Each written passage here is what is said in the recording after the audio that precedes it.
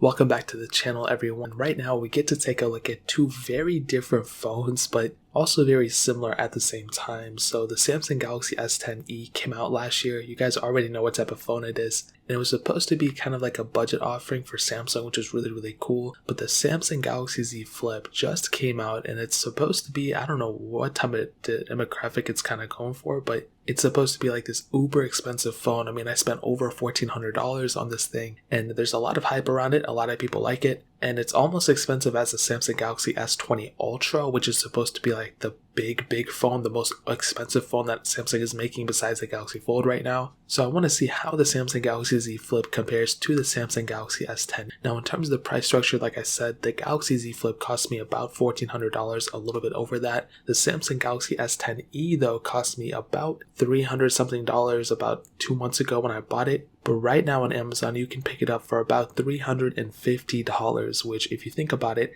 that is about $1,000 cheaper than the Samsung Galaxy Z Flip, which is pretty crazy, and that's an intense price to pay for a phone of the quality of the S10e. The Samsung Galaxy S10e's quality is great, and honestly, there's a lot of advantages for the S10e over the Z Flip, and I think the main thing that you're paying for the Z Flip would probably be the folding structure of it. I mean, besides that, it's a pretty normal phone, even like between the S10 Plus and the Galaxy Z Flip. I found the S10 Plus being the better phone overall, and the S10e, of course, is not going to probably be better in a lot of ways, but it's still pretty impressive how good the Samsung Galaxy S10e was back in 2019 last year than the brand new flagship Z Flip. So that was a super long intro. Looking on the front, the S10e has a 5.8-inch dynamic AMOLED display. It is a 1080p display, but it was a very good display at that. You know, even though it has the hole punch display in the corner rather than the center, I like it how it's in the center on the Z Flip. But the S10e's display was actually really good for being a 1080p display. Even though the S10 and S10 Plus were 1440p, I still found this panel to be very adequate in my opinion. And the Samsung Galaxy Z Flip has a 6.7-inch dynamic AMOLED display as well. It is a foldable one, which is cool,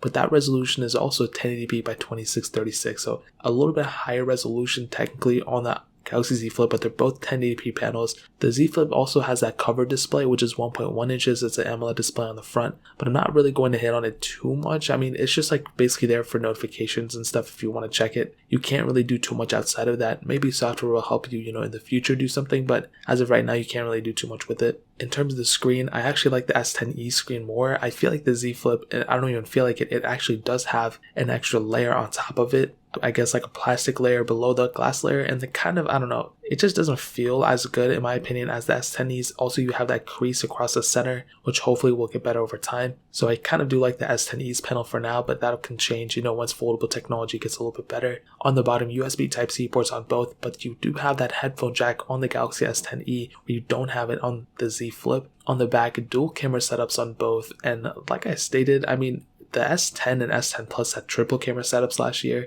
The S20 Ultra has like 50 cameras in it. So I find it really weird that Samsung put a dual camera setup on the Z Flip. Really doesn't make too much sense to me, but it's okay. A huge advantage for the S10e actually is that it does have a microSD card slot, which is huge, and that's a really cool thing that Samsung was able to do for the S10e. But the Z Flip, for some reason, it does not have a microSD card slot, which is very weird. I find that for them doing that a very weird thing. You're paying that much money for a phone like that, and it doesn't even have the capability that their budgety phone from last year doesn't have. And even my Galaxy A series devices, most of those phones have microSD card slots, so I feel like they could have put it on the Z Flip. If they were able to put a foldable battery in here, I think they could put a microSD card slot in here, but I guess it's whatever. There's no IP certification on the Z Flip, but there is IP68 dust and water resistance on the S10e, so you can go up to 1.5 meters of water for 30 minutes on the Galaxy S10e, but you do not have any type of capability like that on the Samsung Galaxy Z Flip. And that really pretty much covers it up in terms of the outside. Now, hitting on the software, because the Z Flip came out, obviously a year after the S10e, I think it's safe to assume that the S10e is probably going to not last as long as the Z Flip. But here's the thing that we've been seeing before with the Note 10 and Note 9 and all those Note line phones. Even though those were more expensive, those technically got less versions of Android than the S series, mostly because it came out later in the year than early on in the year. And for the Z Flip, I think is more or less the same. I think it's going to match the same S series updates as the year came out. So the S20, it's going to get the same updates as that. And if we see a Z Flip 2 next year, we can probably expect to see a reoccurring thing every single year of the foldable phone. So that would make me assume that this thing will probably last longer than the S10e. But again, the software updates for foldable phones, I don't know what's going on, because with the Galaxy Fold, Samsung didn't push that update the same time it's coming for the S10 lineup. They pushed it for the A lineup, which is weird because the Fold was like the most expensive phone, but the A series is like their cheapest phones that they make. So I found that extremely weird. I'm not really too sure what's going on there, but hopefully in the future they can kind of fix up their foldable technology software and go from there. But in terms of software, that really pretty much covers it too. Now in terms of performance, the Samsung Galaxy S10e has the Qualcomm Snapdragon 855 chipset, an octa-core CPU, and Adreno 640 GPU, and there were two different models, a 128 and 256 gig models. The base model has 6GB of RAM, the top tier model has 8, with the Samsung Galaxy Z Flip has a Qualcomm Snapdragon 855 Plus chipset, an octa-core CPU, and Adreno 640 GPU, and there's only one model of the Z Flip, and that one has 8GB of RAM. And what I can tell you about the performance is, I think both phones are fast. I think, really there isn't one phone that completely blasts the other one out of the water, but I do think the Z Flip just has a little bit of an advantage. It just seems to be a little bit faster sometimes. The S10e, really, I'm actually pretty happy about that type of performance on that phone. I was expecting it to be kind of watered down, to not be as fast as what I was expecting, but it really wasn't that bad. And on One UI 2.0, it's more or less the same. I think it's just basically whatever I did with it on One UI, it handles it perfectly fine. And I think the software wise, it's really good for the time being, but hopefully Samsung can go and kind of not, can kind of go more stockish. They still have a lot of skinning and a lot of theming going on and a lot of background processes running. I feel like if Samsung kind of throws that out of the water and just kind of focuses on performance,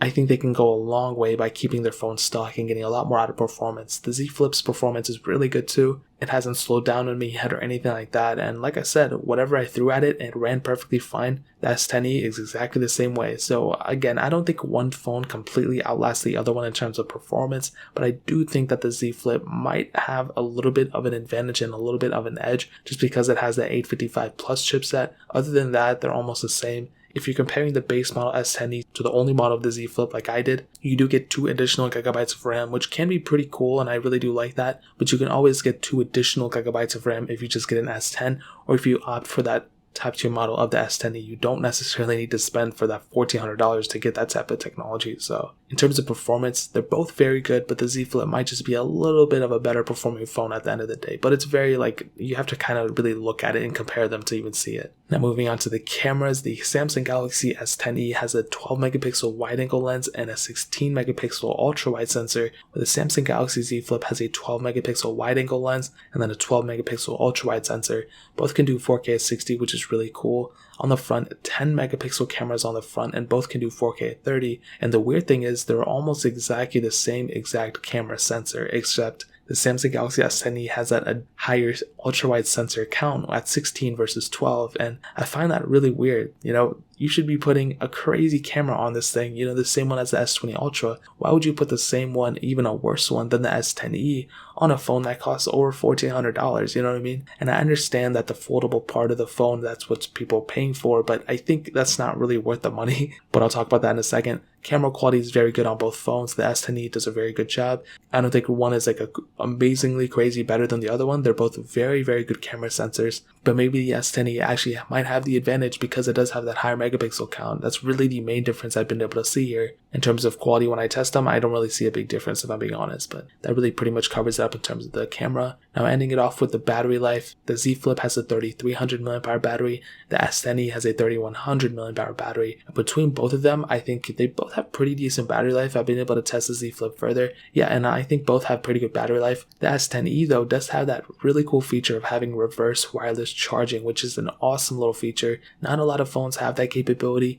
The S10e has it. The Samsung Galaxy Z Flip does have it actually as well, I forgot to say. So between both, they both had that cool little feature, which is awesome. But I do think the battery life might be a little bit better on the Galaxy S10e, only because it has that smaller screen and technically doesn't have a second screen to kind of power it than the Z Flip. So it might be a little bit of a difference, but I don't think one's going to outlast the other one by a lot. So to kind of sum up the video and to answer the question, should you pick up a Galaxy S10e or pick up a Galaxy Z Flip, or should you keep your S10e or whatever the case is? I personally do think that the S10e, for the price that you're paying for it, is the way better phone than the Z Flip. Like I've stated before, the Z Flip, you're really only paying for that foldable thing. If anything, the Z Flip is kind of a downgrade to the S10e in a lot of ways. But if you want to have a foldable phone, if you want people to see, oh my god, this guy's got the new phone, it's so foldable, this and that, then obviously get the Z Flip. Like, that's basically what you're paying for. Other than that, I think the Samsung Galaxy S10e is the more practical one. It costs $1,000 less than the S10e, and you're still getting a very capable, very powerful phone. You can't really go wrong with it in my eyes. So that really pretty much covers it up there. If you guys have any other questions or anything, let me know in the comment section below. Hit that like button, that would mean so much, but definitely hit that subscribe button. Every single subscriber that we get really does count, so that means so much if you guys could hit that. Also check out the other links down in the description as well. My Twitter, my Instagram, my second channel.